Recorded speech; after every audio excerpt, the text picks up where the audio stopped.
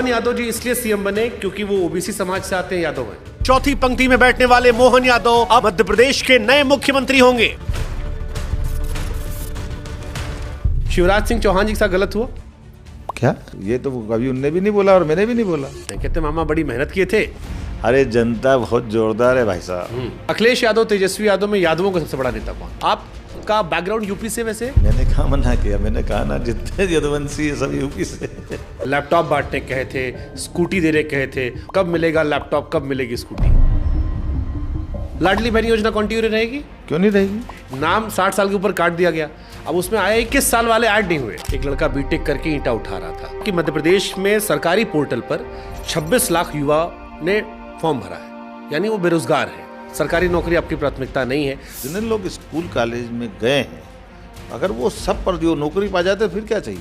आपने कहा 60% बजट तनख्वाह में जा रहा है उनके, लेकिन जैसे आपकी नजर उनके पेंशन का भार आपको दिख रहा है तो पब्लिक को भी नेता के पेंशन का भार दिखता है। एक हस्बैंड वाइफ है, बुढ़े हो गए, काम नहीं कर पा रहे, पेंशन आती थी। संकेत में उत्तर दिया। आप खोल के बात पूछ रहे हो तो मैं बता सकता हूँ। किससे इंस्पिरेशन लेते हो आप पॉलिटिक्स में, एक्सेप्ट मोदी जी? अरे यार, मोदी जी से बढ़ के कौन आदमी है? आज आप भी कहाँ चक्कर में पड़ो। ये तो सेफ वाला आंसर हो गया। सेफ कहाँ से हो गया है? तो नया वाला चल रहा है, बटोगे तो कटोगे। कटेंगे तो कटेंगे।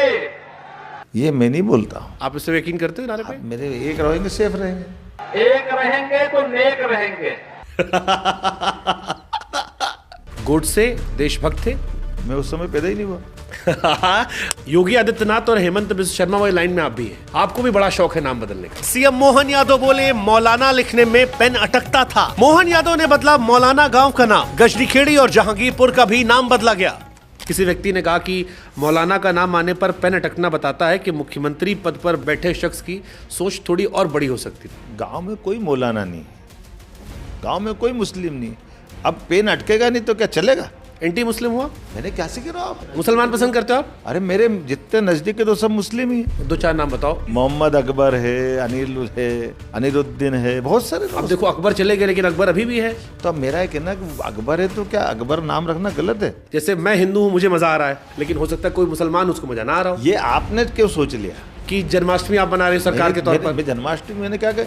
अरे आप गीता उत्सव कर रहे हो, फिर ना वो कह रहे हैं कि भाई हमारी ईद भी कर दो यार, आप मुख्यमंत्री हो, आप बकरीद भी मना लो। मैं देखो वो ईद मनाते हैं, हम छुट्टी रखते हैं, हमको क्या मना है? मनाते तो नहीं हो ना। मेरी बात मैं क्यों मनाऊंगा? मेरी वो नवरात्रि मनाते हैं क्या? आप उनके मुख्यमंत्री हो। अरे तो मेरी बात सुन, तो वो मेरे राज्य के नहीं लोग। विराट कोहली रोहित शर्मा में कौन फेवरेट है आपका? विराट कोहली रोहित शर्मा में? विराट कोहली। अरे हाँ, मुझे याद आ गया क्यों विराट कोहली बना।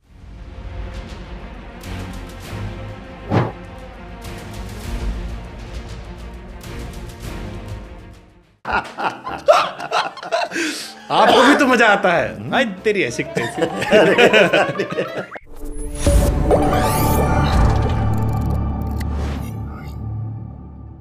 ये कहते हैं कि सब्र का फल मीठा होता है, सफलता त्याग मांगती है। अब बड़े बूढ़ों ने जो ये कहा है ये एक व्यक्ति पर बिल्कुल सटीक बैठता है, और वो व्यक्ति फिलहाल हमारे साथ बैठे हुए हैं, डॉक्टर मोहन यादव जी, मुख्यमंत्री मध्य प्रदेश। सही है सर? सफलता त्याग मांगती है, सब्र का फल मीठा होता है। 2003 में अगर मैं गलत नहीं हूं टिकट छोड़ दिया गया, त्याग कर दिया गया बड़े बूढ़ों के कहने पे। तीसरी पंक्ति में बैठे थे, तस्वीर वायरल हुई और वहां से मुख्यमंत्री। बाबा का आशीर्वाद, महाकाल का आशीर्वाद। बाबा का आशीर्वाद तो सदैव है। आज बात तो हमारे मन में तो इस बात को लेकर के जो भी काम मिले, जब काम मिले, हर पल काम के लिए भी तैयार रहो। और काम से आपको लगता है कि कुछ लोगों का मन 19-20 हो तो काम छोड़ के तसल्ली भी रख लो, संतुष्टि भी रख लो। लेकिन काम के रिजल्ट जब भी आएंगे, आप काम को डूब के करोगे तो वो आपके हमेशा काउंटिंग होगी। इस बात में सदैव बाबा महाकाल की नगरी में रहता हूँ, और काल सदैव अवसर देता है, काल सदैव परीक्षा लेता है, और जिस भी क्षण चाहोगे आप अपनी परीक्षा में सफल होगे तो आपको जनता अपने आप पहचान लेगी। लेकिन मानसिक तौर पर हमने कई बार देखा है लोग इतने मजबूत नहीं होते। अगर टिकट, जैसे लोग आते हैं चुनाव नेता बनते हैं चुनाव लड़ने के लिए। अब जब मैं ये खबर पढ़ता हूं कि 2003 में आपका टिकट ले लिया गया, विचलित तो आप भी हुए होगे ना? विचलित तो होने का सवाल ही नहीं उठता, क्योंकि मैंने बी फॉर्म लौटाया अपना। जो विचलित वो होता है जिसका मिला ही नहीं है, मिलने ते मिलते रह गया है, कट गया है। मैं भगवान की दया से उस लाइन से नहीं हूँ। मैं जब भी जो काम करता हूँ, जिस समय परमात्मा की कृपा है, जो काम मिलता अच्छे से करता हूँ। बी फॉर्म मेरे पास था, हमारे वरिष्ठों ने कहा आपसे बड़ी उम्र के इनको दे दो, 20 साल बड़ी उम्र के हैं। मैंने कहा ठीक है ले लो, मेरे को कोई तकलीफ नहीं। तो मतलब आपका फॉर्मूला ये वाला है कि जो मेरे नसीब में होगा वो मिल जाएगा। नसीब भी होगा और जब मिलेगा जो मिलेगा उससे अच्छी पहचान बना दूंगा। मुझे इस परमात्मा की दया है।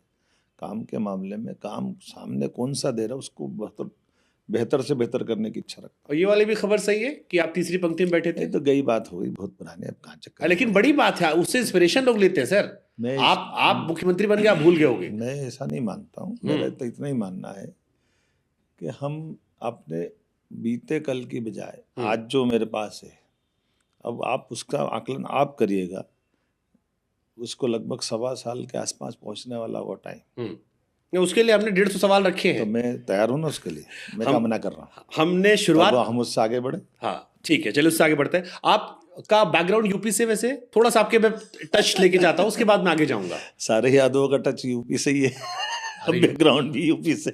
मतलब बाप दादा आपके भी यूपी से थे? मैंने कहा मना किया, मैंने कहा ना जितने यदुवंशी है सब यूपी से। क्या होता है यदुवंशी होना? देखिए, ययाति की कहानी से चालू होती है यदुवंशी रघुवंशी की कहानी। इस देश में दो ही वंश है, या तो चंद्रवंशी या सूर्यवंशी। तो मैं मान के चलता हूँ कि हम उतने अतीत में जाएंगे तो लंबा विषय हो जाएगा, जितना क्षणिक में छू के निकल सकते हैं। हाँ, लेकिन इतना ही पर्याप्त है कि हमारे यहाँ दो ही वंश है, या तो सूर्यवंशी या चंद्रवंशी। सूर्यवंशी रघुकुल से जुड़े जाते हैं, रघुवंशी मानते हैं, और चंद्रवंशी हम सब हैं। आपको अतिशयोक्ति लगेगी, चंद्रवंशी कहते हम अरब तक चले जाते हैं। इसका दायरा बहुत बड़ा है, लेकिन आज मुश्किल है मैं कोई बात कहूँगा तो थोड़ा अतिशयोक्ति लगेगी। चलिए ठीक बात है। एक गरीब परिवार से आकर, क्योंकि जितना मैंने आपके बारे में पढ़ा जाना वो ये था कि पिताजी आपके यहाँ पर आए थे और आप लोगों ने मेहनत की, फिर इतना पढ़ाई के प्रति दिलचस्पी, क्योंकि इस देश के जो पढ़े लिखे लोग हैं, हालांकि अच्छी बात है, इस देश के पढ़े लिखे लोग नेतागिरी कर रहे हैं, आमतौर पर लोग बचते हैं या कम पढ़े लिखे लोग होते हैं, हालांकि वो भी कोई पैमाना नहीं है, बट फिर भी पढ़ाई के प्रति रुझान क्यों था? देखो, पढ़ाई के प्रति रुझान सदैव रहना चाहिए, आज भी होना चाहिए। नहीं, आजकल बहुत लड़के मानते हैं पढ़ने कुछ नहीं होता। मैं इसका विरोधी हूँ। मैंने कल एक पॉडकास्ट किया, एक टीचर है अवध ओझा, यूपीएस। मैं आपको एक बात बताता हूँ, मैं इतना ही माफी चाहते इतनी बात बोलूँगा, अगर कोई कहता है कि पढ़ाई बेकार है तो मैं बड़ा आहत होता है इस बात से। अध्ययन तो एक और बात है, अध्ययन को भी लोग समझ नहीं पाते अध्ययन क्या होता है। अध्ययन एक मेरी डिग्री के लिए, स्कूल कॉलेज की पढ़ाई के लिए, सिलेबस के पाठ्यक्रम के अंदर के लिए है, और एक स्वाध्याय होता है जो सदैव जीवन भर करते रहना चाहिए। मेरे को दोनों में रुचि, मैं दोनों करता रहा। ये जो आपने बीएससी, एलएलबी, एमबीए, पीएचडी किया, हाँ, अब इससे आपको क्या मिल रहा है? मेरे को उससे कुछ चाहिए नहीं था पहले दिन भी। फिर ये किया क्यों था? मेरा संतुष्टि के लिए, मन का समाधान भी तो है ना। मैं इस बात के लिए जब किसी के सामने बैठूंगा और कोई इस बात के लिए अहंकार पाले कि मेरे पास 1 डिग्री 2 डिग्री, तो तू तेरे पास रख, मेरे पास 4 डिग्री, मेरे को तो फर्क नहीं पड़ता ना इससे। मेरे मन में तो संतोष है ना। पढ़ाई व्यर्थ नहीं जाती, मतलब ये कह रहे हैं? कभी नहीं जाती, और हमारे मन के लिए भी तो अच्छा है। अगर मैं लॉ का अध्ययन करता हूँ तो लॉ के संबंध में कभी कोई प्रश्न उठेगा तो मैं पढ़ा हूँ तो मुझे उसका उत्तर आएगा। अगर मैं एमबीए एचआर से करता हूँ तो मुझे उससे जुड़े विषय के प्रश्न का उत्तर देते आएंगे। अगर मैं बीएससी करता हूँ तो विज्ञान की कोई बात आएगी तो मुझे मजा आएगा। अगर मैं पॉलिटिकल साइंस में पढ़ रहा हूँ तो आज की दृष्टि में, पुराने हिसाब में, राजनीतिक शास्त्र के अंदर राजनीतिक शास्त्र में आने वाली बातों से राजनीतिक क्षेत्र का व्यक्ति अगर नहीं समझेगा तो कौन समझेगा।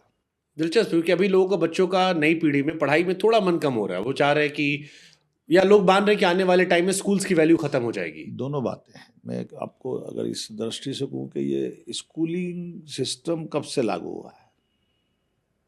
अंग्रेजों के ज़माने में। तो उसके पहले क्या था? गुरुकुल। गुरुकुल में क्या होता था? आपके जीवन जीने की पद्धति से लेकर हर चीज। तो फिर जीवन जीने की पद्धति की बात करो तो ये मार्कशीट कहाँ से आ गई? अच्छा, आप क्रॉस क्वेश्चन बहुत करते हैं, हमने आपके इंटरव्यू में देखा है। मेरा कोई आप सामने वाले को मैं आपको याद दिला रहा हूँ। हमने देखा एक सीनियर जर्नलिस्ट को आपने घड़ी पे लपेट लिया था। मैं कोई किसी को नहीं लपेटता हूँ, अपने आप लपटा जाए तो मना भी नहीं करता। मैं तो इतना ही कह रहा हूँ कि ये जो 1857 के पहले आप याद करें, अंग्रेजों ने जब देश पे राज करना चालू किया तो उन्होंने कई कारणों से भारत की मूल धारा से एक तरफ करने का प्रयास किया। उसमें हमारी शिक्षा पद्धति भी 1835 में लॉर्ड मैकाले ने शिक्षा पद्धति लागू की तो 33% से पास फेल की जो नाटक चालू किया, उसका परिणाम देश आज तक भुगत रहा है। इससे क्या नुकसान है इसका? इसका नुकसान ये है, आपको मालूम है पढ़ाई की दूसरी पद्धति हमारी क्या है? थोड़ा बताइए खुल के। शंकराचार्य पद्धति है। आज भी हम जो पढ़ रहे हैं उसके हिसाब से उसमें मार्किंग कितनी चाहिए, मार्क्स कितने चाहिए पास होने के लिए। शंकराचार्य पद्धति कहती है कि 100 में से 100 चाहिए, 99 भी फेल है, 99 भी नहीं चाहिए। और मेकाले क्या कह रहे हैं?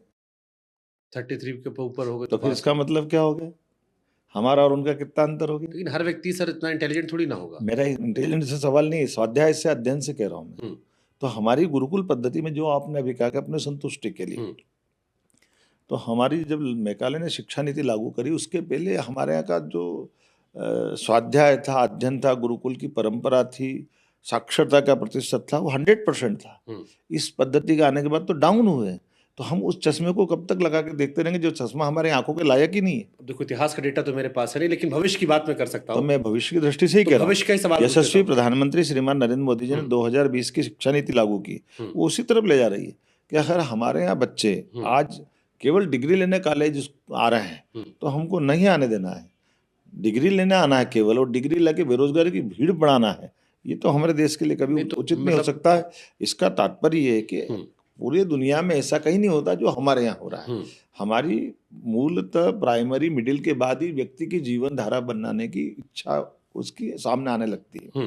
परमात्मा ने जो पिंड दिया उसकी क्षमता योग्यता आने लगती है। तो उसकी क्षमता योग्यता के बलबूते पर वो अपने रुचि अनुसार बढ़ते जाए, उसको जिस धारा में बढ़ना है और वाकई उसको उच्च शिक्षा में आना, उच्च से उच्चतम तरफ जाना है, तो ही वो पढ़ने आए। जबरदस्ती क्यों जिंदगी खराब करने आ रहा है? ये बात आप मान के चलो, मेडिकल साइंस कहता है कि व्यक्ति के जीवन का सर्वाधिक महत्व का समय 25 साल के अंदर वाला है। सही बात है। तो वो सबसे अच्छा वाला समय हम सबसे ज्यादा बिगाड़ रहे हैं। तो ये क्या कर रहे हैं?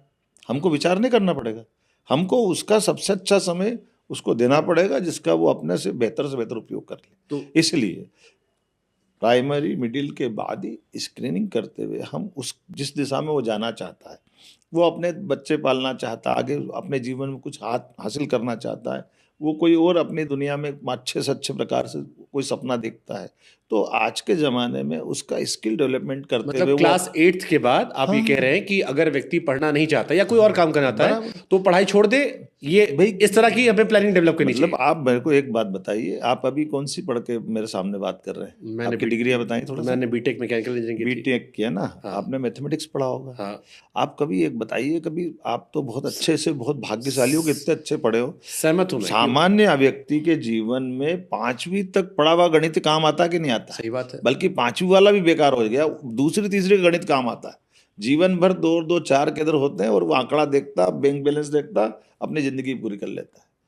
लेकिन जिनको वाकई आइंस्टीन बनना है, आर्यभट्ट बनना है, वो आए ना उच्च शिक्षा में आए, आपसे काफी हद तक सहमत हूं मैं कि अगर तो हमारे जीवन की सचिन तेंदुलकर 10वीं पढ़ के अगर स्पोर्ट्स पे गए, अच्छा कर गए, बहुत सारे एक्टर्स हैं। वही भाव तो नहीं है, बट हमारा मेरा इतना ही कहना है कि वाकई में उसके जीवन में ललक है इस बात का, अध्ययन स्वाध्याय करने की, वो बहुत आगे बढ़ना चाहिए। अब यहाँ पे एक सवाल आता है, आप हो मुख्यमंत्री या बात कोई विपक्ष का या कोई जनरल पत्रकार कहे, समझ में आता है, आप तो नीति निर्धारित वाले हो, आपकी सरकार है, तो आप शिक्षा मंत्री भी रह चुके हो, तो आप जो बात आपने कही इसको इम्प्लीमेंट कैसे करो? कि ये तो आपके हाथ में करने को है। तो मैंने करके दिखाया है, इसलिए मैं बोल रहा हूं। कहाँ पर, कैसे, थोड़ा बताइए। मैं बताता हूँ। मैं मुख्यमंत्री बनने के पहले शिक्षा मंत्री था। जानते हैं हम। और शिक्षा मंत्री होने के नाते से जैसे ही 2020 की शिक्षा नीति आई और जिसने ये कहा कि हमारे लिए ये जो BA BCom BSc के दायरे के बाहर भी जाकर के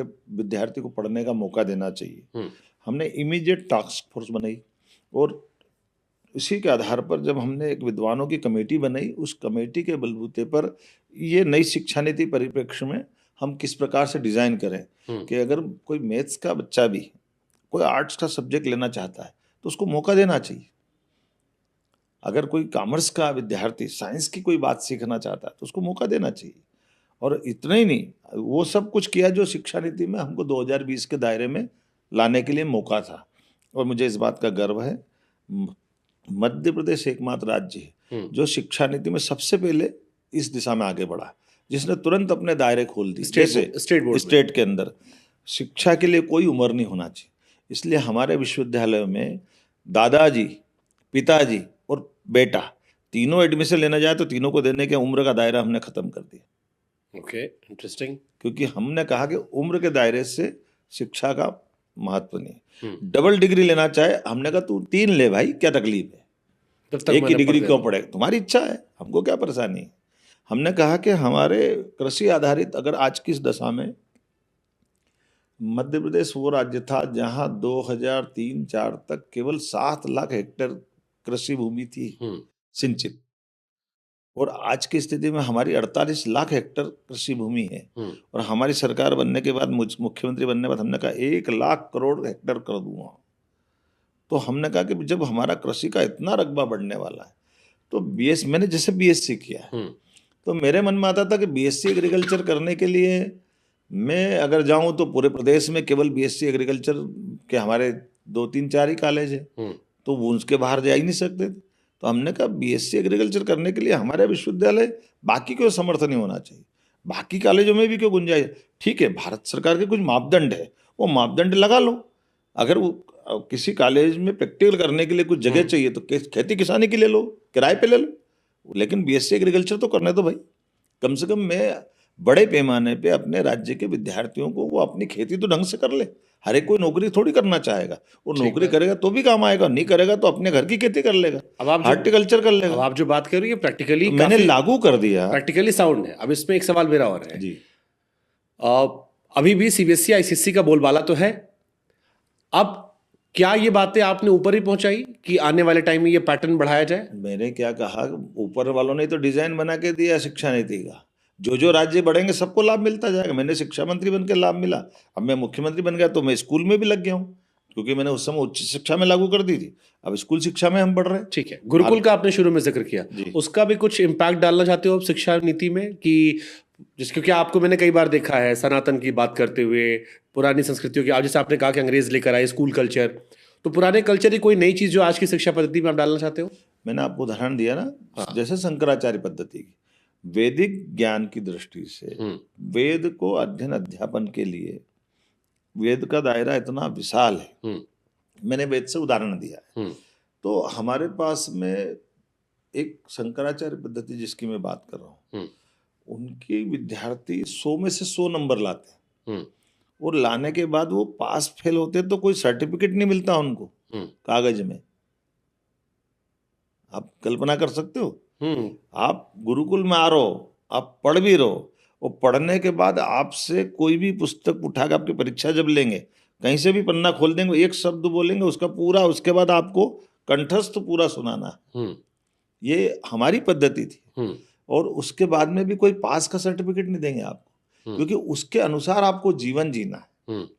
तो जो हमारे यहाँ एक कष्ट है, जैसे अभी आप बात करते हो जनरल, और बहुत कॉमन बात है, माफ करना कई लोगों को बुरा लगेगा, मेरिट पे करो बात। अभी आप मेरिट को खराब मानते हो क्या? नहीं। लेकिन मेरिट के आगे कुछ सोचते हो क्या? नहीं। यही गलती करो। मेरिट से आगे नैतिक शिक्षा है कि नहीं? मेरिट की अगर बात करोगे तो रावण से बड़ा मेरिट पे कौन पास होगा? मेरिट पे बात करोगे तो कंस से बड़ा कौन होगा? तो वो क्या सही थे? नहीं। तो इसका मतलब है कि नैतिक शिक्षा हमारे देश की जो दायरा, इसलिए केवल विद्वान होना पर्याप्त नहीं, विद्वत्ता भी जरूरत है, लेकिन विद्वत्ता से ज्यादा बड़ी चीज है नैतिक शिक्षा भी है। इसलिए हमारी मालवी में एक भाषा भी बोलते हैं कि ये पढ़ तो गया है लेकिन गुना नहीं गया है। तो पढ़ना और गुणना मतलब गुण धारण नहीं करे। आप जब कह रहे हो सुंदर है, सुनने में मजा आ रहा है, लेकिन सवाल ये आ रहा है कि नौकरी कैसे मिलेगी? क्योंकि जो कंपनी आएगी वो तो मेरिट ही देखेगी, वो तो पढ़ाई देखेगी, वो तो डिग्री वही मांगेगी कि भैया इस डिग्री वाले ही अप्लाई कर सकते हैं। आपने एलन मस्क का उदाहरण दिया, हाँ, उनकी कौन सी डिग्री दे के नौकरी कर ली उनने? तो अपना अपने तो मेरी बात आप समझ में आ गई कि नहीं आ गई आपको? अच्छा, स्वावलंबी बनो। क्यों नहीं बनो? कितनी नौकरी दोगे? आपको अंदाज है कभी इस देश का हमारे देश की हम आबादी तो खुद की अपनी टीम ले घूम रहे हैं, हम तो खुद मेरा निवेदन आप बताओ, पूरे देश की आबादी कितनी है? 140 करोड़। 140 से आगे बढ़ गई है। हाँ, देश की सेना कितनी है? बहुत कम होगी। कितनी? हमको डेटा नहीं याद आप है, बताओ ना। हमको डेटा नहीं, मैं आपको बताता कंठस्थ हूँ, होगा। मैं हाँ। बताता हूँ। थल सेना, हम्म। जल सेना, वायु सेना, आप कितना भी धन कमा लो, हम्म। कितने भी धनी बन जाओ, ये सब मिला के केवल 13.5 लाख है। हम्म। कितनी है? 13.5 लाख। आबादी कितनी है? अगर आप कह रहे हो, आपके हिसाब से मान लो 150 करोड़ के आसपास। मतलब 42 करोड़, 45 करोड़, जो भी आप 40 भी मान लो। हाँ। तो 40 करोड़ का कितना गुना है वो? ना के बराबर तो कुछ। फिर गिना आप चुना बताओ, ये सारी चीजों की सुरक्षा करने में कौन है? ठीक है, मतलब आप कह रहे हैं कि ये एक हमारा ये भविष्य की जरूरत है। मेरा एक है ना कि इसलिए हम्म। हमारे यशस्वी प्रधानमंत्री ने हम्म। जब 2020 की शिक्षा नीति लागू की, हम्म। इसलिए उन्होंने कहा एनसीसी को भी डिग्री से जोड़ो। हम्म। आप बात समझिएगा। हम्म। इसीलिए राष्ट्रीय स्वयंसेवक संघ से जोड़ने की बात कर रहे हैं हम्म। कि स्वयंसेवक बनिए, अपनी अपनी रक्षा करने में समर्थ बनिए, अपनी सेवा खुद करिए, अपने जीवन के कुछ बहुमूल्य गुण अपने आप में धारण करिए। पर जो आरएसएस की आइडियोलॉजी से इत्तेफाक नहीं रखते मेरे निवेदन के एनसीसी का मैं क्या मना कर रहा हूँ? आप कुछ भी करिए, लेकिन अपने लिए, अपने जीवन के लिए, स्वयं के लिए स्वयं से जीना चालू करिए। ठीक बात। पॉलिटिक्स में आप क्यों आए थे? पॉलिटिकल साइंस में आपने पीएचडी भी की, पॉलिटिक्स में क्यों आए थे? कुछ तो होगा रीजन। पॉलिटिक्स में क्यों आए थे? मतलब एक होता है जैसे जैसे मुझे पत्रकार बनना था, मुझे बोलना पसंद था, तो मैं इधर आ गया। कुछ तो होगा ना एक अलग फैक्टर कि आपने पॉलिटिकल साइंस में ही अपनी पीएचडी की, एबीवीपी जुड़े रहे, आरएसएस जुड़े रहे। ये बड़ा कठिन, लेकिन मेरे आपको थोड़ा, हाँ, क्योंकि मैं जब आपका बैकग्राउंड देखता हूँ, एक गरीब परिवार से मुझे एक व्यक्ति नजर आता है। गरीब व्यक्ति को होता है पेट भर जाए, पेट भरने के साथ आपका बड़ा, मैं मूलतः किसान परिवार हूँ। हाँ, और किसान से गरीब परिवार में, दोनों में आप अंतर समझना। किसानी मेरे अपनी पैतृक परिवार की थी, लेकिन मेरे पिताजी, जो मैंने आपसे कहा, वो पढ़े लिखे नहीं थे, वो स्कूल भी नहीं गए, लेकिन परमात्मा की दया से उनने ये जो दीवारों पे बोर्ड लिखे रहते हैं दुकानों के ऊपर, अपने मित्र से वो अक्षर ज्ञान लेते लेते उनने अपनी पढ़ाई कर ली थी। उनका अपना एक फंडा बहुत अच्छा था, जो मुझे लगता है सबके लिए उपयोगी रहेगा। हमारे टाइम 12th नहीं था, हमारे टाइम 11th था। जब मैं 11th पास हुआ तो उन्होंने कहा 12th नहीं था, मतलब आज की एजुकेशन में 8th के बाद 4 साल के लिए 12th करके आप एजुकेशन के लिए उच्च शिक्षा में जाओ। हमारे टाइम 8th के बाद 3 साल में हायर सेकेंडरी हो जाती थी। ओके। तो हम उस समय हायर सेकेंडरी करके जैसे ही पास हुए, हमारे पिताजी ने कहा बेटा तू कुछ भी पढ़ ले, पढ़ने के बाद ये जिंदगी तुम्हारी, मैं देखता हूँ, मेरा अनुभव है, तुमको मैं दुकान खोल देता, तुम दुकान चलाते चलाते पढ़ाई कर लेना। जितने हम 3 भाई थे, तीनों की एक एक दुकान खुलवा दी।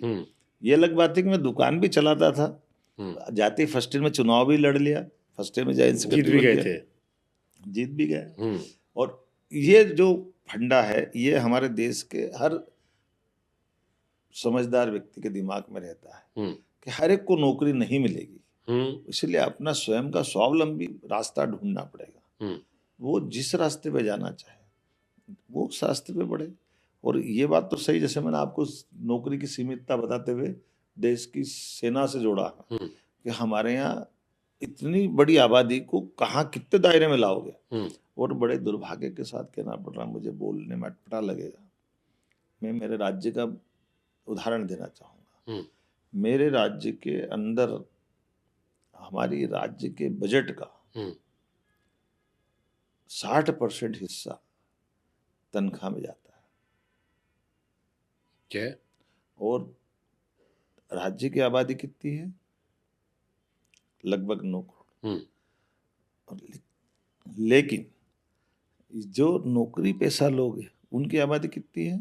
बहुत कम होगा, 10% नहीं होगा उसका। 10 भी नहीं, 1% है, 1% के भी अंदर है। तो मैं क्या कर रहा हूं? आप मेरे सामने इस बात का उत्तर दो। कैसे संभालोगे फिर बजट अपना? मैं क्या संभालूंगा? जो मैं देख के बता रहा हूं आपको। लेकिन वो 1% से भी कम होने के बावजूद भी 60% राज्य का बजट का पूरा हिस्सा उनके उस व्यवस्थाओं में जाता है। ये कहीं ना कहीं प्रश्न खड़ा करता है। ये एक बजट का प्रश्न, लेकिन इसमें सर एक प्रश्न आता है, जैसे मेरे माता पिता भी सरकारी नौकरी वाले हैं। अब वो ये कहते हैं कि जब कांग्रेस की गवर्नमेंट देश में थी तब हमको पेंशन मिलती थी, हालांकि मेरे परिवार वालों को मिल रही है, नई पीढ़ी को नहीं मिले। दिल्ली में खूब प्रदर्शन भी होता, आपने भी देखा होगा। जो बात आप भी कह रहे हो उससे भी मैं बजट पर बोझ सुन रहा हूँ। अभी अग्निवीर की शुरुआत हुई, उसमें भी एक इनडायरेक्टली रीजन यही था। आपको मैं फिर वापस ले जाता हूँ फिर पुराने हिसाब। हाँ नहीं, मैं एक बार क्वेश्चन कंप्लीट कर लूँ। तो वो ये कहते हैं कि पिछली सरकारों ने मैनेज कर लिया था, आप लोग क्यों नहीं मैनेज कर पा रहे हो, या आप लोग सरकारी नौकरी क्यों उसको एकदम कम करते जा रहे हो, खत्म करते आ रहे हो? ये मैं फिर मेघालय की तरफ आपको ले जाना चाहिए। ये सब मेघालय के किए गए संकटों के पहाड़ है जिन पे अपन चढ़ना चाह रहे हैं, और उस पर कोई रास्ता नहीं। मेघालय ने ये संकट खड़े किए, शिक्षा बिगाड़ी, शिक्षा बिगाड़ने के बाद सर्विस का ये जो पैटर्न वर्तमान है ये भी वही लाए थे। उसके पहले हमारे यहाँ नहीं था ये, अंग्रेज। इनके पहले नहीं था। हमारे यहाँ कोई बड़े से बड़ा कोई भी ओहदेदार, उसको कुछ जमीन मिल जाती थी, कुछ गांव मिल जाते थे, उसी से वो अपनी जिंदगी का बाकी हिस्सा उसकी व्यवस्था से चलाता था। तो ये जो तनख्वाह आधारित व्यवस्था चलाना और इस सिस्टम में ही सबका समाधान ढूंढना, अब मेरी बात समझिएगा, तनख्वाह आधारित समाज पूरे तौर पे कभी भी एक तरफा नहीं चल सकता है, हमेशा कष्ट आएंगे। इसलिए जो बड़े पैमाने पे पेंशन के और भी प्रश्न खड़े हो रहे हैं, इसी में उलझ रहे हैं। इसलिए माफ करना, हमारे अपने अतीत की जड़ों की तरफ हमको जुड़ना पड़ेगा। मतलब आने वाले टाइम में पेंशन सरकारी नौकरियों से आप और कम से कम करते जाओ, स्वावलंबी बनाना पड़ेगा, कम से कम करते जाओ, अलग ये व्यवस्थाओं, मतलब वही आप इंडिपेंडेंट करोगे, सरकारी नौकरी आपकी प्राथमिकता नहीं है। भाई सरकारी नौकरी कितने की दोगे, कितनी दोगे, कितनी मिल जाएगी? बट आपको डर नहीं लगता है चुनावों में आपको बैकफायर कर सकता है आने वाले टाइम में? नहीं, मैंने कहा क्योंकि अभी भी इंडिया में ज्यादातर लोग सरकारी नौकरी चाहते हैं। मैंने दूसरी छुट्टी मिलती, गर्मी छुट्टी, क्या हो रहा है, छुट्टी। हम दूसरी तरफ भी ले जाना चाहें, जिसमें आपको जानकारी बताऊं। मेरी सरकार के गठन के बाद हमने हमारी 1 लाख सरकारी पदों की नौकरियों के विज्ञापन निकाले। सालों से विज्ञापन नहीं निकल रहे थे, तो हमने कहा निकालते हैं, भर्ती कराते हैं। और हमने संकल्प में कहा कि 2,70,000 हम पद सरकारी नौकरियों के भरेंगे। कितने भरेंगे? 2,70,000 5 साल में। लेकिन ये भी हम जानते हैं कि 1.5 करोड़ युवा हमारे राज्य में हैं। कितने हैं? 1.5 करोड़। अगर मैं 100% भी भर दूंगा तो भी नहीं पूरा, तो भी कितना होगा? नहीं हो पाएगा। इसलिए हमने हमारी इस व्यवस्था के आधार पर यशस्वी प्रधानमंत्री ने जो 4 श्रेणियां बांटी, किसान, युवा, महिला, गरीब, इनके चारों को मिशन मोड में लेकर के हमने अपने स्तर पे विद्वानों की समिति के बलबूते पर, अभी क्योंकि मैं टीवी हालांकि बहुत कम देखता हूँ, लेकिन जितना मैं देखता हूँ, एक खबर है मध्य प्रदेश की बड़ी वायरल हो रही थी। एक लड़का बीटेक करके ईंटा उठा रहा था, फिर उसके बाद उसमें डेटा दिखाया गया, एक बड़े चैनल पे खबर चल रही थी, मैं देखा, फिर उसमें डेटा आया कि मध्य प्रदेश में सरकारी पोर्टल पर 26 लाख युवा ने फॉर्म भरा है, यानी वो बेरोजगार है। सरकारी नौकरी आपकी प्राथमिकता नहीं है, तो ये 26 लाख लड़का है, आपने रोजगार मेले में 58,000 दिया, आप कह रहे हो कि इंडिपेंडेंट बनाओगे उनको, बट उसको इसी में मजा आ रहा है। 26 लाख जो फॉर्म भर रहा है, वो जो आवाज उठा रहा है, तो इनको कैसे समझाओगे इन 26 लाख लड़कों को? मैं आपके सामने फिर दोबारा दोहराता हूँ। हाँ। हमने कहा कुल सरकारी पद हम सब जोड़ लें तो भी पूरा नहीं हो पाएगा, फैक्ट है। आप ये मैं तो किसी को नहीं बताऊँ, वो तो खुद ही देख लेंगे ना। हाँ। तो आप ही बताइए, जो पढ़ने गया था, तो मैं क्या नौकरी करने गया था? जितने लोग स्कूल कॉलेज में गए हैं, अगर वो सब पर जो नौकरी पा जाते फिर क्या चाहिए? पाते हैं क्या नौकरी? नहीं।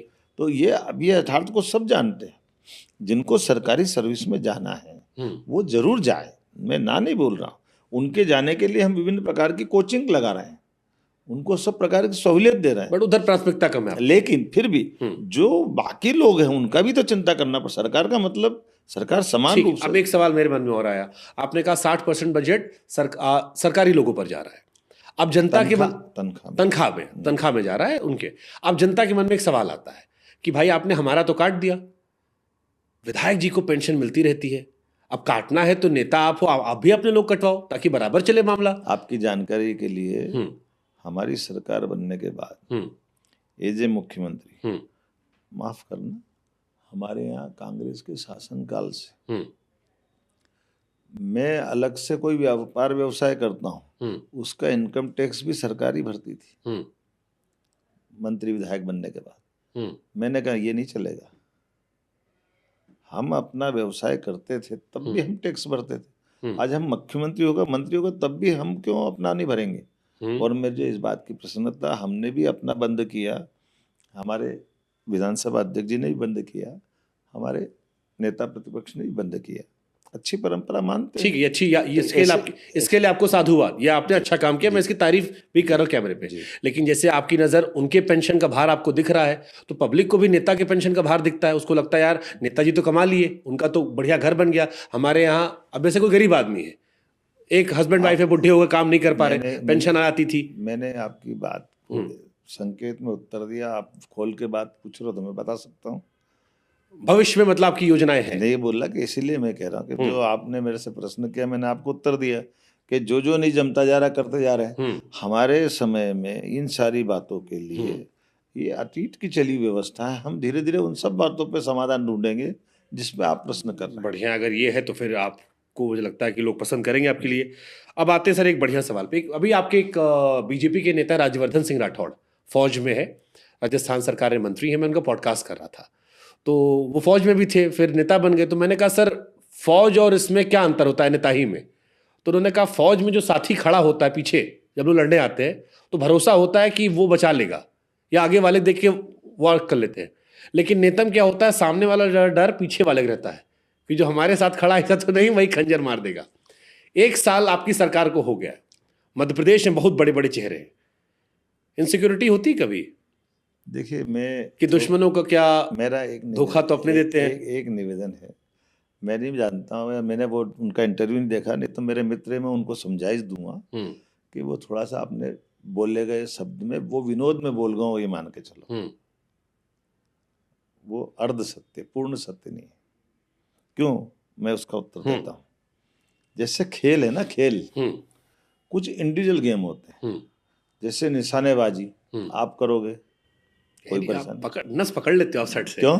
मैं समझ गया आप क्या कहना चाह रहे हो। वही हाँ, बढ़िया बता रहे हो आप। हाँ, बात समझ में आ गई। हाँ। लेकिन हॉकी में आगे अकेला नहीं खेल सकता, तो टीम में खेलना पड़ेगा। मैं क्रिकेट अकेला नहीं खेल सकता, फुटबॉल अकेला नहीं खेल सकता, ऐसे राजनीति कोई अकेला नहीं खेल सकता। गलत। जबरदस्त, राज्यवर्धन जी को आपने करियर मोटिवेशन दे दिया।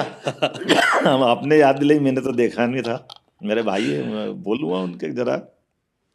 Team man together each achieve more, साथ मिलके ज्यादा हासिल करेंगे। माननीय प्रधानमंत्री जी मंत्रिमंडल बना करके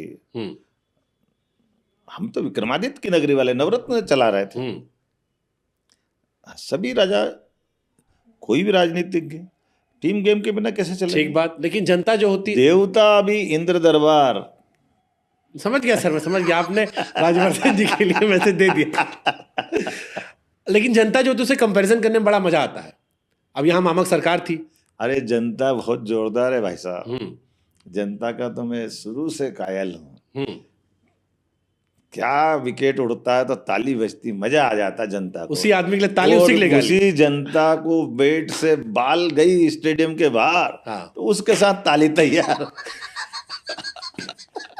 मैंने अखिलेश यादव से पूछा था सवाल कि राजनीति में ज्यादा मजेदार कौन है, जनता या नेता? कहे जनता ही होगी।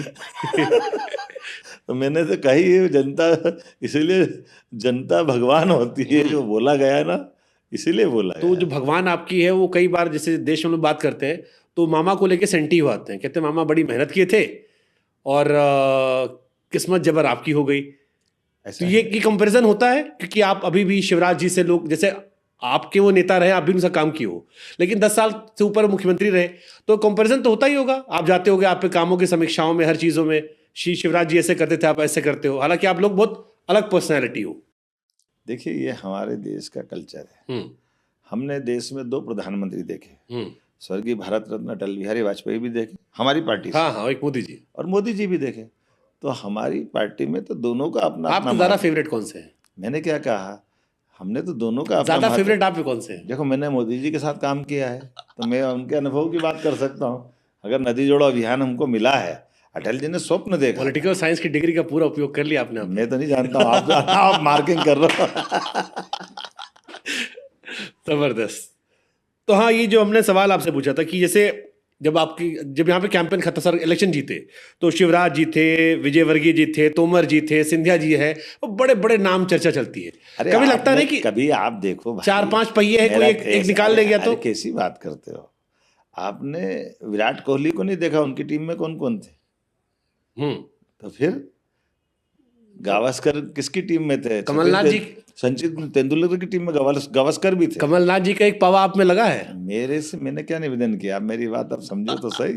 मैं भाग्यशाली हूँ कि मुझे सब मार्गदर्शन करने के लिए उपलब्ध है। लेकिन ये बात तो सही है कि हमारे यहाँ तो परमात्मा की दया से विक्रमादित्य की नगरी से हम आए हैं कि विक्रमादित्य के सिंहासन पे बैठते ही जो कहा जाता है कि एक गडरिया भी बैठेगा तो न्याय करेगा, वो इतनी पवित्र ये तो आपकी नीयत है ना, आप न्याय करना चाह रहे हो। तो आप कह रहे हो कि मैं टीम मैन हूँ, लेकिन जो अगल बगल वाले हैं, तो आप मेरी बात ही नहीं समझ रहे हो जो मैं कह रहा हूँ। मैं तो सीधे सीधे ही कह रहा हूँ कि हमारे यहाँ टीम गेम में जो कप्तान होता है सब उसकी बात मानते हैं, उसके आधार पे चलते हैं। ठीक बात। और अगर कुछ सुझाव अच्छा देते हो तो कप्तान भी मान लेता है, उसमें गलत क्या है। अभी मैं जैसे पत्रकारों के बीच में बैठा था, हमको तो चाय पीने का मौका चाहिए था। हमने कहा चाय बनवा दो, पोहा खा लेंगे। पोहा खाते खाते किसी ने धीरे से हमसे कहा कि प्रहलाद पटेल जी, विजयवर्गीय जी, राकेश जी थोड़ा थोड़ा कोशिश करते रहते हैं। नहीं, ये तो क्या होता है, लड़ाने वाले बहुत मिल जाएंगे, इनके चक्कर में नहीं पड़ना। ये तो ऑल इज वेल है। बिल्कुल वेल है, वेल ही वेल है। कैसे सबको मैनेज कर लेते हो? अब ये वाली कला थोड़ा बताइए ना हमको। मैनेज थोड़ी करते हैं। मेरे को एक बात बताओ, आप बुरा मत मानना, आपके घर में परिवार में बड़े कौन कौन है घर में? पिताजी हैं और बड़े पापा हैं। हाँ, दादा तो रहे नहीं, वो स्वर्गीय हो गए। जो भी हैं, हाँ, वो सब आपसे बड़े हैं ना। सब बड़े। तो आप बाजार में से जब घर जाते हो, आप उनको सबको मैनेज कैसे करते हो? हमने आपकी सेंटर में देखा, मार्गदर्शक मंडल में भेज दिया गया था। तो मेरी निवेदन तो सुनो, कैसे मैनेज करते हो? पाँव छू के नमस्ते भैया, और सम्मान देके, सुन लेके, जो सुझाव दे दिए। ये तो आपने क्रिया बताई। क्रिया से कोई संतुष्ट नहीं होता है, संतुष्टि विचारों से होता है। जब आप अपने किए गए काम से उनके सामने कोई विषय रखते हो और या वो कोई टारगेट आपको देते हैं, उस पर से आप समाधान बताते हो, तो फिर वो अंडरस्टैंडिंग बनती है। महत्वाकांक्षा तो होती ही नहीं है। महत्वाकांक्षा अलग विषय पे चले जाओगे। सब आपकी तरह थोड़ी ना, तो सब मोहन यादव थोड़ी ना होता है टिकट वापस कर लो। मैंने निवेदन फिर किया, ये चीजों से ही हमारा अपना मूल संस्कार से आपकी आप बताइए। तो आपको लगता है आपके जितने भी कॉम्पिटिटर, सहयोगी, आपके कॉम्पिटिटर कहना गलत होगा, सहयोगी आपके जो है, उनमें किसी में महत्वाकांक्षा नहीं है? देखिए, हमारी जिस पार्टी की हम बात कर रहे हैं, हाँ, वो पार्टी का काम करने का तरीका आप देखोगे तो उसमें उत्तर मिल जाएगा। उमा भारती जी आप एक पार्टी। अरे हमारा निवेदन, जब तो मैं बता रहा हूँ, उमा जी के बारे में भी गई थी छोड़ मेरा निवेदन। कल्याण जी आप एक पार्टी थे। आप हमारा निवेदन सुनो। हमारी धारा से जुड़ा हुआ व्यक्ति अंततः हमारी धारा के साथ ही जुड़ता है। माननीय उमा जी से लेकर के जो भी आज हमारी पार्टी में है, क्या आप मान के चलो वो नड्डा जी को नहीं मानते? क्या मान के चल तो मोदी जी को नहीं मानते? तो इसका मतलब क्या हो गया? इसका मतलब ये हो गया कि हमारे यहाँ पर जो पद्धति है, जो दायित्ववान व्यक्ति है, हम तो उस संघ की शाखा में जाते हैं जहाँ कोई बाल स्वयंसेवक भी शाखा लगाएगा तो हमारे परम पूज्य सरसंघ चालक भी उसको प्रणाम करते, क्यों? जो शाखा लगा रहा है। हमारे यहाँ जो भाजपा की दृष्टि से अध्यक्ष की चेयर पे बैठता है उसको सब सम्मान करते हैं, क्योंकि व्यक्ति का नहीं, कुर्सी का, व्यवस्था का सम्मान है। इसीलिए मुख्यमंत्री के पद का सम्मान है। तो आप 5 साल हर एक किसी को, आप 5 साल मुख्यमंत्री रहोगे, कॉन्फिडेंट हो? मैंने फिर दूसरी बात कही कि 5 साल में मेरी इच्छा से थोड़ी गया हूँ। हाँ, मेरी पार्टी के लोग ने तय किया, मेरी पार्टी के लोग जब तक चाहेंगे मैं रहूंगा। वो पार्टी अपेक्षा चाहे करेगी कि आप अच्छा काम करो, मैं कर रहा हूँ जितना मेरे से बन रहा है। मेरा मूल्यांकन मैं थोड़ी करूंगा। मेरी खामोशी ने हजारों जवाबों की लाज रखी। मैं क्या कह रहा हूँ, इस सारी बात आप जानो। ठीक बात। 1 साल आपको हो गया, सवा साल में क्या काम आपने ऐसा किया जो आपको लगता है यार ये मैंने कुछ अच्छा किया, इसको दुनिया को जानना चाहिए? ये बोलने में जल्दबाजी नहीं हो जाएगी? फिर भी 1.25 साल में कुछ तो राजनीति में इतने बड़े राज्य के लिए साल भर, लेकिन फिर भी मैं बताना चाहूंगा लाइन से, हमने साइबर तहसील लागू की। कोई भी प्रॉपर्टी, किसी किसान को इधर से उधर जमीन, मान लो बंटवारा करना है घर में या कोई कारण से जमीन बेचना हो, तो पटवारी के नामांतरण कराने में वो परेशान हो जाता था। आप भी जानते हो, 50 आरोप लगते थे। हमने आधुनिक तकनीक लगाते हुए पूरे प्रदेश के अंदर एक जैसे ही रजिस्ट्री कराएगा या नामांतरण कराएगा या बंटवारा करेगा, अपने आप उसका नाम चढ़ जाएगा। ठीक बात। तो ऐसे प्रत्येक क्षेत्र में अलग 55 PM एक्सीलेंस कॉलेज खोले, जो मैंने प्रारंभ में बात कही थी कि सब प्रकार की पढ़ाई के लिए एक एक जिले में कम से कम एक आदर्श कॉलेज होना चाहिए, जिसमें हमने टारगेट तय किया कि हमारे बजट को 5 साल में डबल कर देंगे।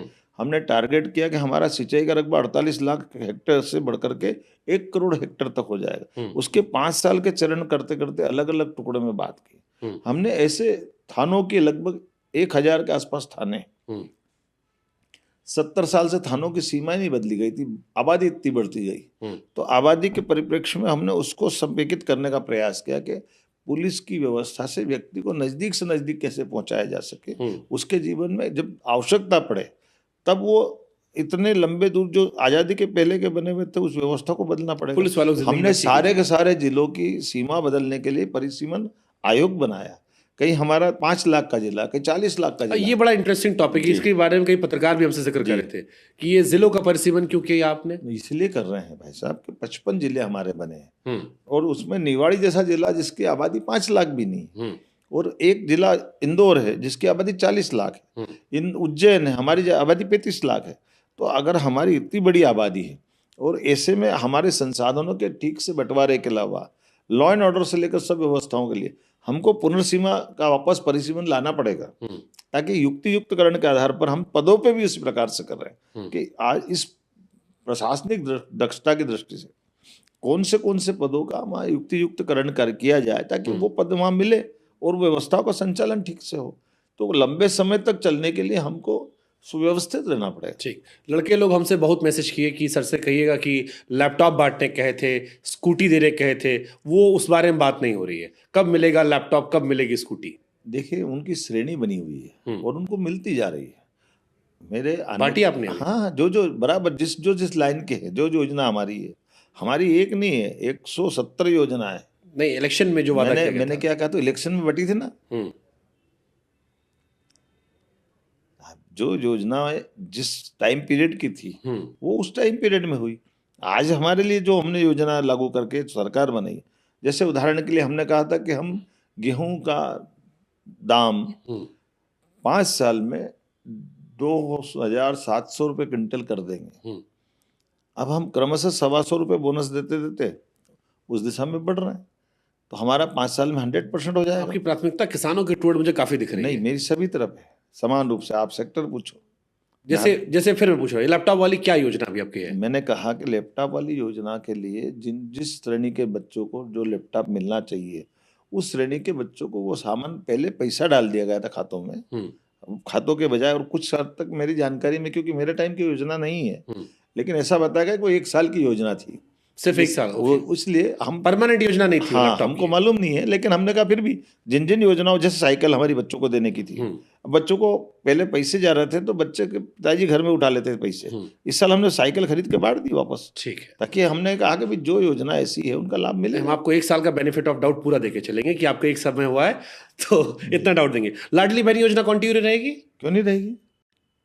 क्योंकि आप लोगों ने पूरे देश का रास्ता दिखा दिया है। झारखंड में देखिए आप लोग हार गए इसी लाडली बहन योजना चलते। ये मैं नहीं मानता कि उसके कारण हार गए कि जीत गए, लेकिन ये बात तय है हमारी नारी सशक्तिकरण की दिशा में बहनों को मदद करने की ये हमारी योजना है।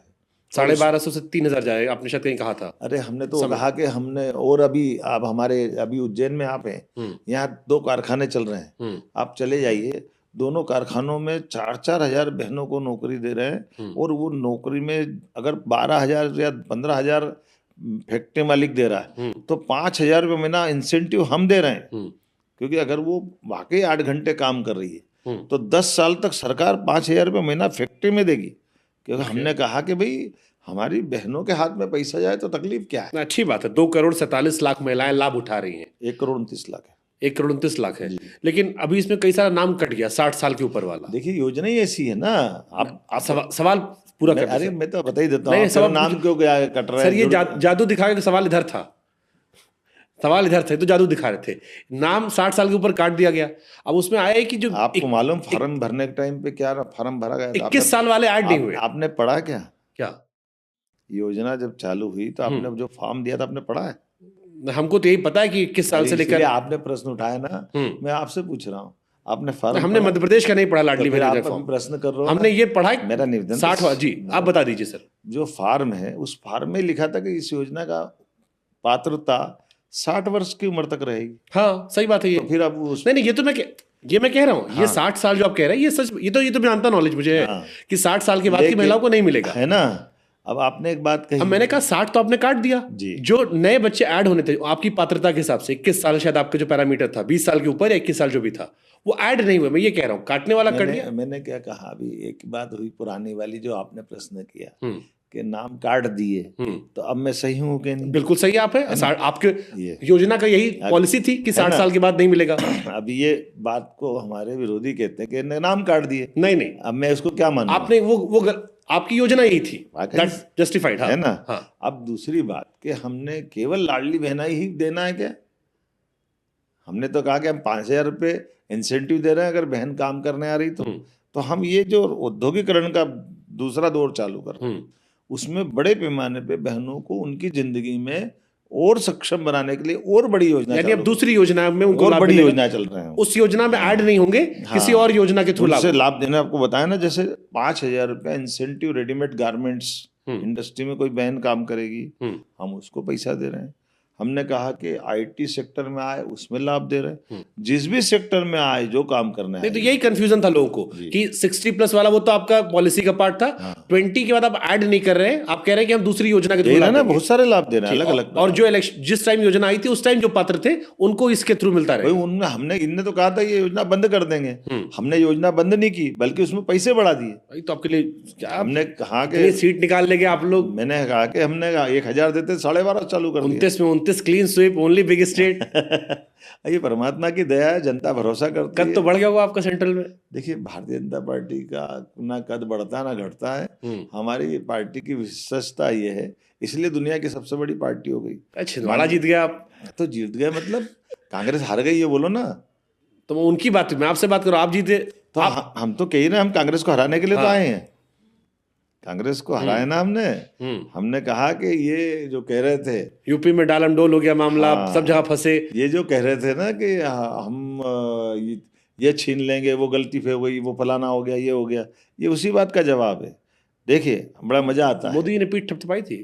अरे क्यों नहीं, अच्छे काम पे तो सभी खुश होंगे। माननीय मोदी जी तो बहुत आपको जल्दी तो अच्छा लगा। मैं तो आपको एक दिन सुन रहा था किसी वीडियो में और आपने कहा कि मोदी जानते नहीं थे मैं नारा लगाता था और फिर एक दिन हाथ पकड़ के ले गया, मैं डर रहा था कि मैं आगे कैसे बैठूं। ये बिल्कुल सही बात है, क्योंकि मोदी जी का व्यक्तित्व एकदम बहुत ऊंचा है, अलग प्रकार का है और उनके जीवन पे कदम कदम पे हम चीजें सीखते रहते हैं। लेकिन उनका बहुत तो ये 29 वाले जानना मुझे, कुछ तो आया होगा, फोन आया होगा, बधाई आई होगी। नहीं, बधाई तो है, आनंद तो है, उस बात का खुशी है। लेकिन मैं मान के चलता हूँ मैं अकेला नहीं हूँ। मेरी पार्टी के प्रदेश के एक एक कार्यकर्ता ने अपनी अपनी, यही बात राज्यवर्धन जी को समझनी चाहिए ना।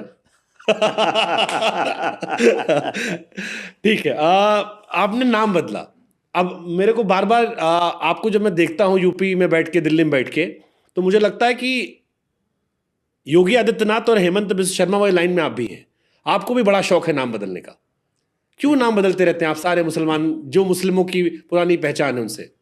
देखिए मैंने कभी ऐसा कहा कि मैं ऐसा करता हूँ? नाम तो वही बदले गए, लेकिन सब मेरे से पूछो से क्यों बदला, क्यों बदले नाम आपने? तो मैं बताता हूँ ना आपको। आपने उस लाइन में खड़ा कर दिया जहाँ मैं बोलना नहीं चाहता था। इतनी जल्दी तो आप ले जाते हो जब मेरे को वापस पहुँचना नहीं है। वो बड़े लोग हैं, मैं उनका सम्मान करता हूँ, आप बहुत सीनियर हैं, मैं उनकी तुलना में बहुत जूनियर हूँ। लेकिन एक मैं जानकारी देना, जैसे नाम में बताता हूँ। मौलाना एक गांव है, बड़ा नगर तहसील उज्जैन जिले का। अब मैंने पूछा कि इस गांव में कोई मौलाना है क्या? बोले कोई मौलाना नहीं है। हमने कहा कोई मुस्लिम बंधु है क्या? बोले कोई मुस्लिम नहीं है। तो अब मेरे को आप बताइए। लेकिन जहांगीरपुरी में तो है। नहीं है ना, जहांगीरपुर में भी एक मुसलमान नहीं है। नहीं, अब मैं क्या करूं उसका। और जहांगीरपुर, जब जहांगीर आए थे उज्जैन पे कब्जा करने, तब उनने जहांगीरपुर कर दिया। तो वहां के लोगों ने कहा, जैसे गजनी खेड़ी तो चामुंडा नगरी थी। अब गजनी खेड़ी, जब गजनी लूट करके सोमनाथ से उज्जैन के रास्ते अफगान गया, तो वो गजनी खेड़ी 3 दिन तक निवास करा उसने, तो गांव का नाम गजनी खेड़ी कर गया। अब सब लोगों ने कहा इतना भव्य मंदिर माता जी का उस समय भी लूट गया और 1000 साल बाद भी ये गुलामी के हम पे। मतलब अभी भी आप थकोगे नहीं, अभी आगे और नाम बदले जाएंगे। मेरा निवेदन ये है, हम जनता चुनती सरकार, वो सरकार चलती जनता की भावना के अनुसार। और जनता ने कहा कि जिस नाम, मेरा गांव का नाम मुख्तियारपुर, और कोई मुख्तियार नहीं तो क्यों होना चाहिए मुख्तियारपुर? तो जनता की भावना हम नहीं रखेंगे, ये संवैधानिक प्रक्रिया है। गांव ने अगर प्रस्ताव दिया है कि हम सब मिलके तय कर रहे हैं पंचायत से कि कृपया करके मुख्यमंत्री जी इस पंचायत का नाम बदल दो, तो पंचायत का नाम बदलने का पावर सरकार के पास से मुखिया तक ही आएगा। चलो ये बात आप एक इमोशनली आप पुरानी चीजों को रिस्टोर करने पर कह रहे हो, लेकिन जो दूसरा पक्ष है इस प्रदेश का जो मुसलमान जिसने मुझसे कहा, जैसे कि किसी व्यक्ति ने कहा कि मौलाना का नाम आने पर पेन अटकना बताता है कि मुख्यमंत्री पद पर बैठे शख्स की सोच थोड़ी और बड़ी हो सकती है, थोड़ा दिल और बड़ा हो सकता है। मैंने आपसे फिर कहा, मैंने उस समय भी बोला, अभी भी बोला, गांव में कोई मौलाना नहीं है, गांव में कोई मुस्लिम नहीं। अब पेन अटकेगा नहीं तो क्या चलेगा? आप बता दो। एंटी मुस्लिम हुआ? मैंने क्या सीख रहा हूँ? मैं पूछ रहा हूँ आपसे। मैं आपसे पूछ रहा हूँ। मैंने तो मेरे जितने नजदीक मुसलमान पसंद करते हो आप? अरे मेरे जितने नजदीक के तो सब मुस्लिम ही है, तो मैं क्या करूँ? तो वो सब चिल्लाते नाराज नहीं होते? कोई नाराज नहीं होता, इसलिए दोस्ती चल रही। वो नहीं कहते यार तुम सारा मुस्लिम काट दे रहे हो हमारा।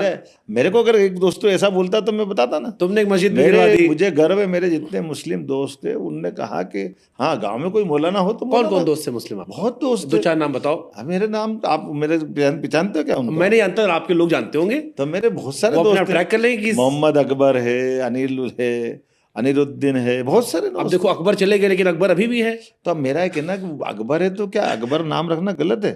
लेकिन ये बात है उसकी भावना कितनी अच्छी है, जो मेरे दोस्त इस बात का समर्थन कर रहे हैं। चलो ठीक, ये बात आपकी मान ली मैंने। लेकिन मैं इनकी नहीं कह रहा हूँ, आप इसके लिए जाना पड़ेगा इंडोनेशिया। इंडोनेशिया के लोग मुस्लिम भाव को कितने अच्छे ढंग से बताते हैं। इंडोनेशिया में पूरा दुनिया का सबसे ज्यादा मुस्लिम देश आबादी की दृष्टि से कोई है तो इंडोनेशिया। लेकिन इंडोनेशिया के लोगों ने घर घर रामायण खेलते हैं अभी भी, और उनकी एयरलाइंस भी गरुड़ एयरलाइंस है।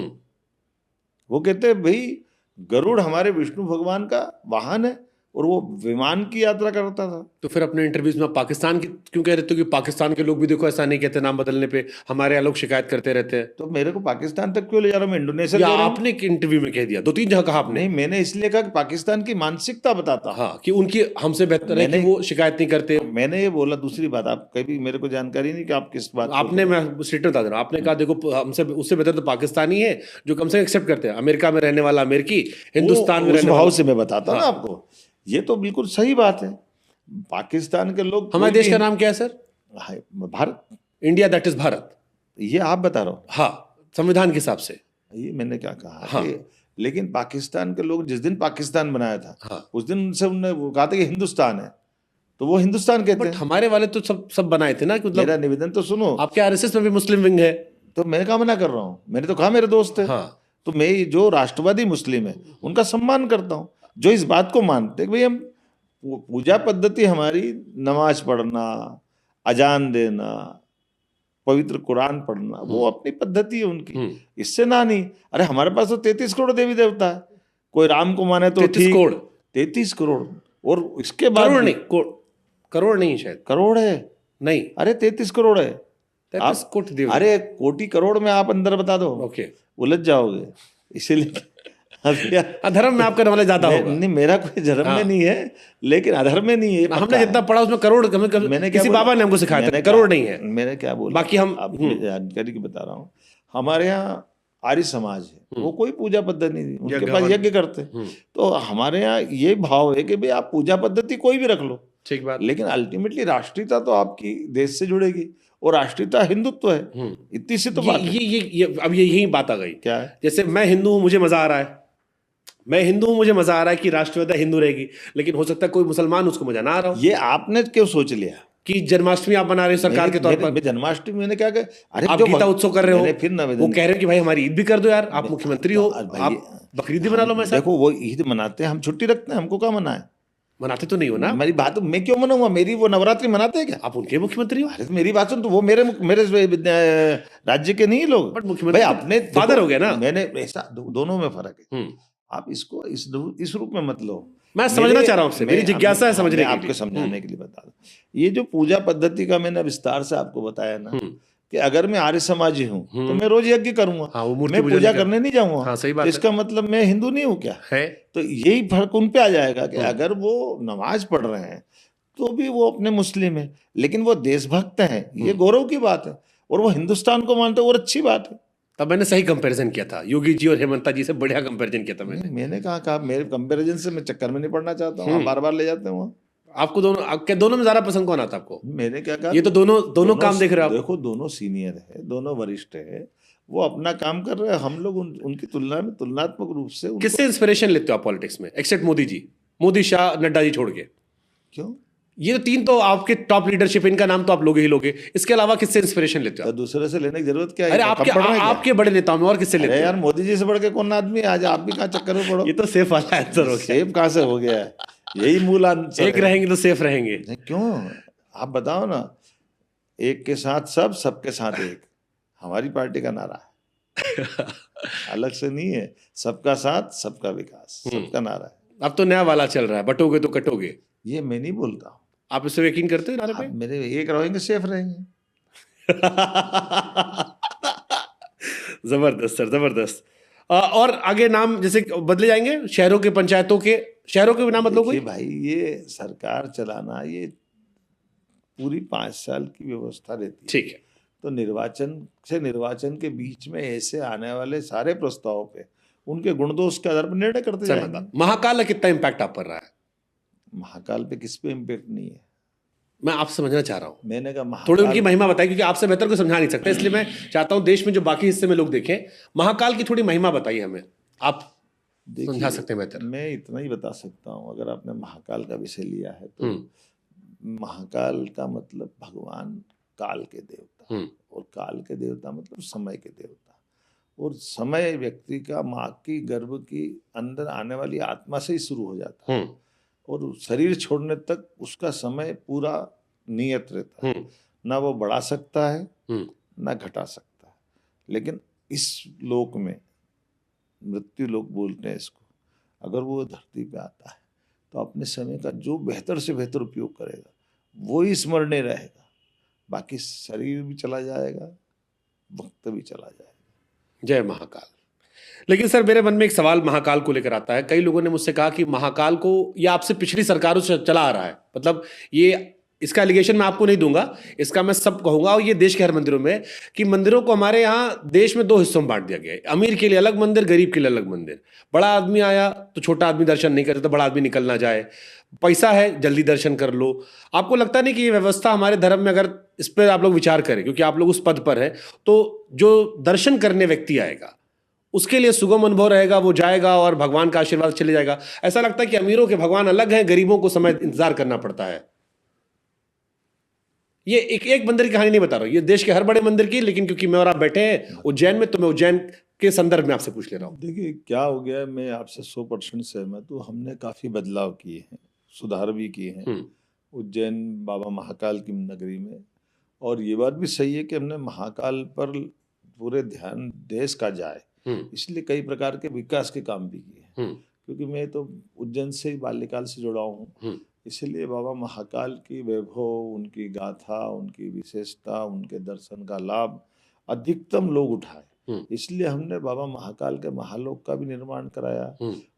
सामने बैठ करके 17-18 तरह से अलग अलग रोज आ सकती व्यवस्था भी बनाई, और खासकर मेरी सरकार के बनने के बाद भी हमने उसमें काफी सुधार किए। जैसे उदाहरण के लिए, ये भस्मारती का बहुत आकर्षण रहता था, तो भस्मारती में हमारी सारी क्षमता मिला ले तो 2200 से लोग ज्यादा नहीं बैठ पाते। हमने चलित भस्मारती चालू कर दी। जितने लोग भी चलते चलते भी 2 घंटे बैठ के क्यों देखना, दर्शन तो कुछ पल के लिए भी पर्याप्त है, तो वो भी सिस्टम चालू किया। अपने यहाँ गर्भगृह के अंदर जाने का बहुत आकर्षण था, काफी विवाद रहता था अंदर जाने का। हमने गर्भगृह के दर्शन ही बंद कराए कि आप बाहर से करिए, जितने लोग कर सकते हैं।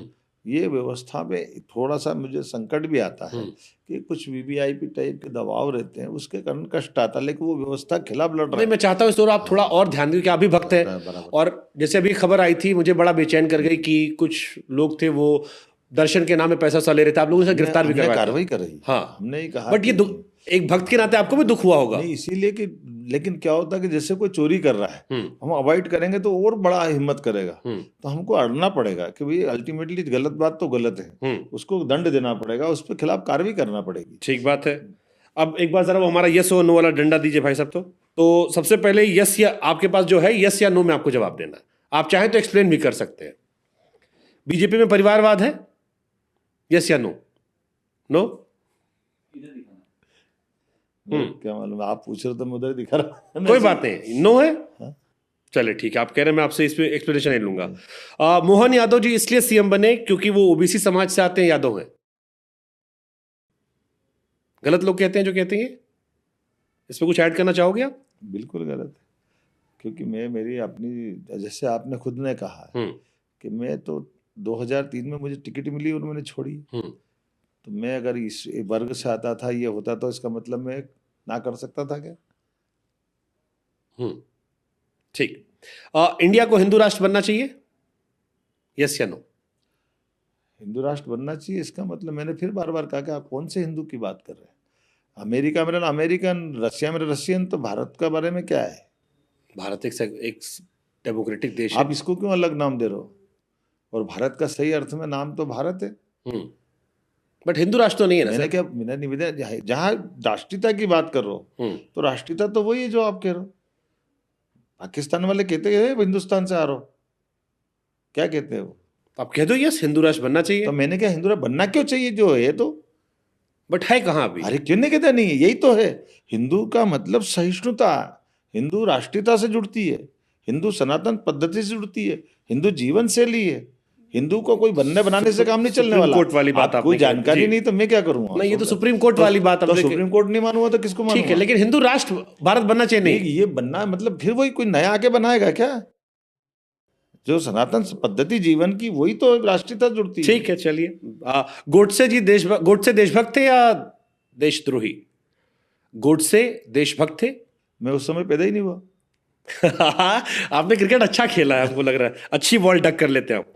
आरएसएस बीजेपी की आइडियोलॉजी मुस्लिम के खिलाफ है, बिल्कुल यस या नो? बिल्कुल नहीं। No, okay. शिवराज सिंह चौहान जी के साथ गलत हुआ क्या? शिवराज सिंह चौहान जी के साथ गलत हुआ मुख्यमंत्री ना बनाकर? नहीं, ये आप कह रहे हो, ये तो कभी उनने भी नहीं बोला और मैंने भी नहीं बोला, तो आप मर्जी से कैसे कुछ कहते? ठीक है, हिंदी को नेशनल लैंग्वेज बनना चाहिए, हिंदी को राष्ट्रीय भाषा का दर्जा मिलना चाहिए? तो उसमें क्या राष्ट्रभाषा हिंदी है? नहीं सर, हिंदी हमारे देश की किसी भाषा को हिंदी राष्ट्रभाषा नहीं बनाएगी भाई। नहीं, राजभाषा हिंदी, राजभाषा है। मैंने बोला ना, राजभाषा हिंदी है। मैं राष्ट्रभाषा की बात कर, नेशनल लैंग्वेज। मैंने क्या, राजभाषा हिंदी है ना, उसमें क्या दिक्कत है? और हिंदू पूरे देश में पढ़ी और सुनी जाने वाली भाषा है। ठीक है। देश का सबसे करप्ट नेता कौन है? क्या? देश का सबसे करप्ट नेता मोहन यादव जी की नजर में? मैं तो क्या बोलूँगा इसमें, ये तो कोर्ट डिसाइड करती है, लेकिन ये मैं मान के चलता हूँ कि जब भी रिकॉर्ड उठा के दोगे तो हमारी पार्टी का तो कोई नहीं मिलेगा। ठीक है। सबसे ईमानदार नेता कौन है? सबसे ईमानदार नेता कौन है देश का? माननीय नरेंद्र मोदी जी। ये तो आप लोग रटाया जवाब है। आपने प्रश्न ऐसा पूछा, मैं पूछूंगा फिट कौन है? मोदी जी तो चलो ठीक है। मध्य प्रदेश का आज तक का बेस्ट चीफ मिनिस्टर कौन रहा है? मध्य प्रदेश के बेस्ट आज तक का सबसे अच्छा चीफ मिनिस्टर कौन रहा है? अब ये तो मोदी जी नहीं हो सकते। नहीं, इसमें आप थोड़ा सा जाति कर रहे हैं। जाति 1 2 3 बता दो चलो आप। मैंने इसलिए कहा 1 2 3 करेंगे तो इसमें हमारे जितने भी नंबर 1 में आएंगे तो शिवराज जी आएंगे, ओके, उमा जी आएगी, 2 पटवा जी आएंगे, 3, ठीक, डन है। मोदी जी के बाद अगला प्रधानमंत्री बीजेपी से किसे बनना चाहिए आपकी नजर में? आप किसे योग्य मानते हैं मोदी जी के बाद आपकी नजर में? देखो, मैं काल्पनिक प्रश्नों का उत्तर नहीं देता हूँ। ठीक है, एक लास्ट सेगमेंट है, उसके बाद मैं आपको 5 मिनट फ्री कर दूं आपको मैं, दिस और दैट। टाइम तो खत्म हो बस 5 मिनट सर। योगी आदित्यनाथ जी, हेमंत बिश्व शर्मा जी, आपको आप जिससे भी अपने आप को करीब पाते हो, दिस और दैट है, जिससे करीब पाते हो, योगी जी या हेमंता जी? करीब पाता हूँ, हाँ, मैं योगी जी का भी मित्र हूँ और हेमंत जी का भी मित्र हूँ। एक थोड़ा होता है ना कि ज्यादा होता है हमारा। नहीं, कम ज्यादा तो मेरे को हिसाब नहीं लगाता हूँ, ऐसा नाप तोल के क्या करना है। ठीक है। गांधी जी या सावरकर जी में कौन बड़ा विचारक था?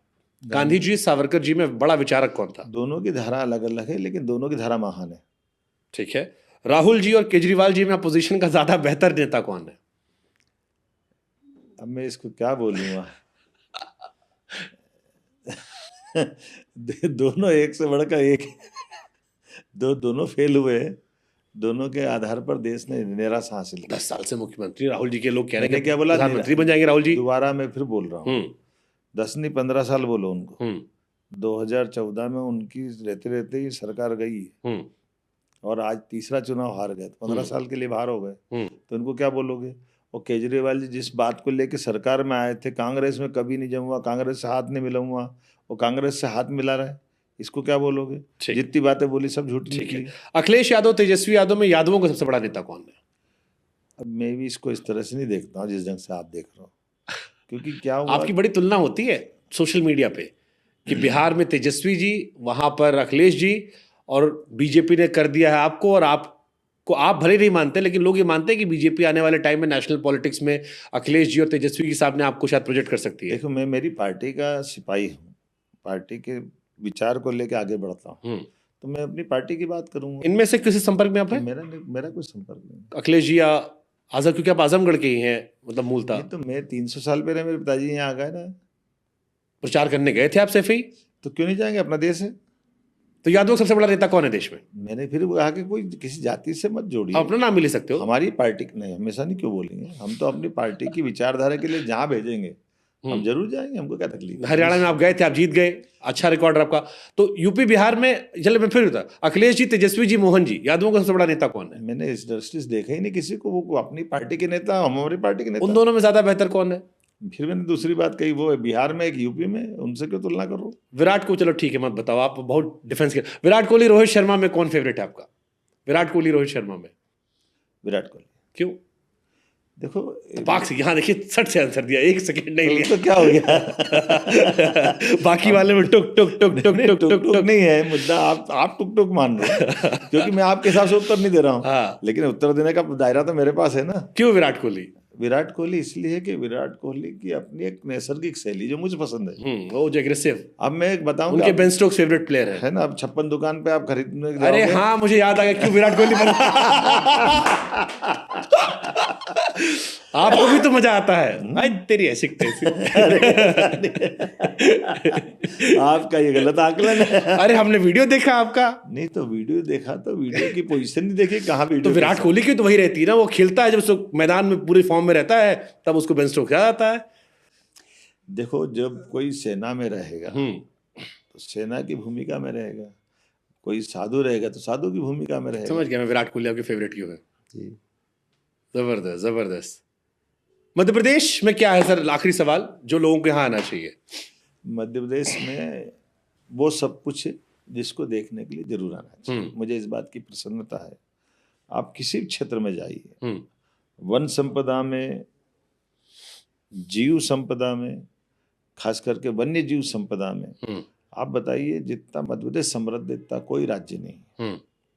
हमारे यहाँ आर्कियोलॉजी में, टूरिज्म में, फॉरेस्ट में, स्पेस टेक्नोलॉजी में, साइंस में, आप जिस भी क्षेत्र में देखना चाहोगे, मध्य प्रदेश से बढ़ करके बड़ी संभावना का, जिज्ञासुओं के लिए जानने का स्थान अगर कोई है तो मध्य प्रदेश है।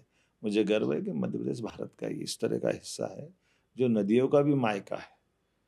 मैंने सुना नदियों को जोड़ भी रहे हैं आप। नदियाँ विश्व के पहला अभियान माननीय मोदी जी के आशीर्वाद से 2 राज्यों के साथ नदी जोड़ो, केन बेतवा यूपी के साथ और पार्वती काली सिंह चंबल योजना राजस्थान के साथ, ये दोनों नदी जोड़ों पे हमने 2 बड़े प्रोजेक्ट किए जिसमें माननीय मोदी जी ने 1,70,000 करोड़ की धनराशि हमको दी है। और आज ही हमने अपने राज्य के अंदर की एक नदी जोड़ो अभियान अलग चालू किया जो कान्ह नदी और गंभीर नदी का था, जिसमें आज CR पाटिल जी उज्जैन आके गए। तो ये यशस्वी भारत रत्न पंडित अटल बिहारी वाजपेयी जी का जो सपना था कि नदी जोड़ों पे हमको जाना ही चाहिए, क्योंकि एक नदी में बाढ़ आती है और दूसरी नदी सूखी है, तो दोनों को मिला देने से दोनों तरफ जीवन बदलेगा ना, दोनों को लाभ मिलेगा।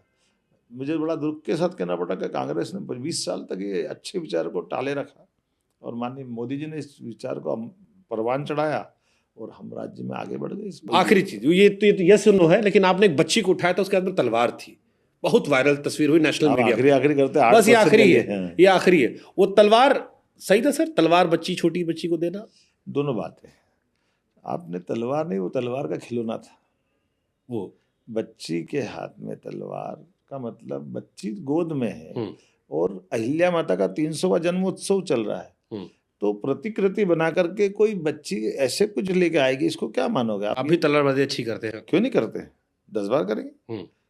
तलवार अपना खेल है, ओलंपियन खेल है, उसमें क्या परेशानी है? जो लोग कह रहे थे कि किताब होना चाहिए, तलवार नहीं, उनको क्या कहेंगे फिर आप? मैंने फिर कहा कि आप बताइए, कोई झांसी की रानी बच्ची बन के आएगी तो क्या लकड़ी का डंडा लेके आएगी साथ में? सही बात है, फैक्ट है, सहमत। फिर वो तो तलवार ही लाएगी ना।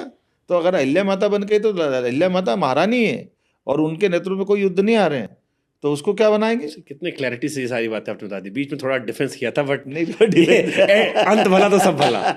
Thank you so much sir. जय महाकाल। मजा आया आपसे बात करके। आपका पहला साल है, उम्मीद रहेगी कि आने वाले सालों में आपसे मुलाकात होती रहे, साल दर साल काम काज का आकलन होता रहे, जनता के सवाल हम लाते रहे और आपको बताते रहे जनता आपसे क्या अपेक्षा कर रही है। बहुत धन्यवाद। धन्यवाद सर। बहुत अच्छा, बहुत धन्यवाद।